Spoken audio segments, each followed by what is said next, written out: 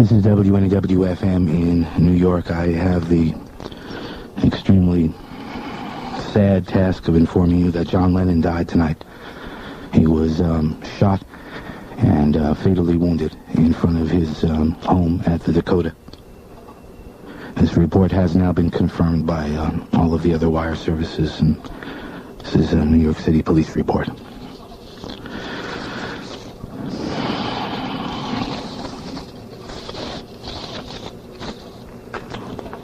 And I am at a loss for words. I think for the first time in my career on the radio, I don't have anything to say.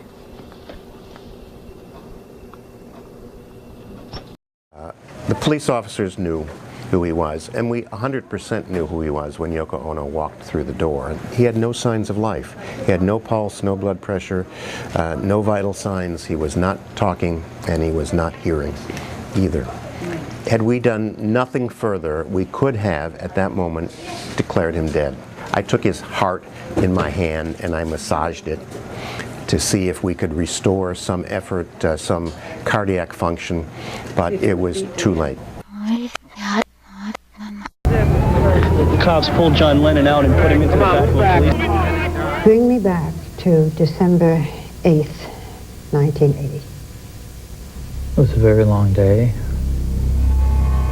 So I'm sitting there. It's dark. And this limo pulls up.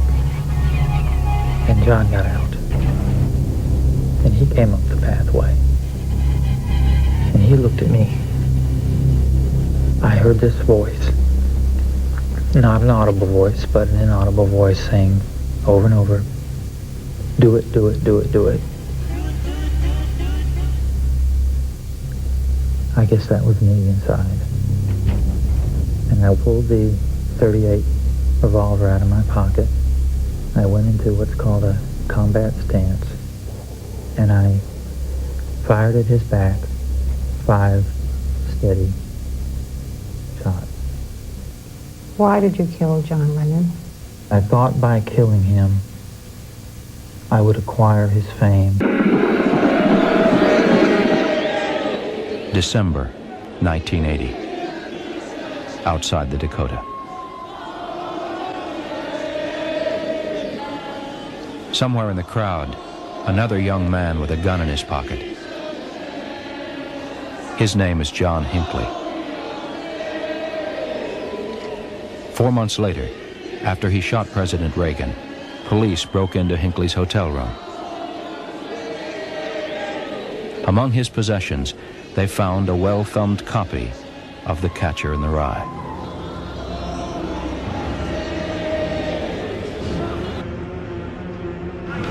This one site even had animation of the shooting based on the evidence found at the scene. The position and entry direction of Lennon's wounds and the bullets found in the recessed main doorway entrance were indisputable evidence of being shot from behind.